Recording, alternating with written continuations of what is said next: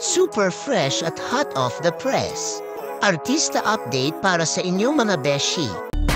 Ang seryeng nilinlang ang mundo. May ibang lalaki si Julian. Sa paglipat ng Linlang series ni Kim Chu at Paolo Avellino sa telebisyon sa 2024. Abangan ang kakaibang twist at kilig. Hindi lang ito basta drama. Ito'y mas pina-intense at mas pinahirapang pangunahan kaysa sa paghanap ng nawawalang remote control sa sofa. Siguradong magsisilbing workout ang kilig. Inis at kaba habang sinusubaybayan natin kung paano nila i-spin ang love story na mas komplikado pa sa pag-aayos ng buhok sa umaga. Exciting times ahead, mga ka-TV.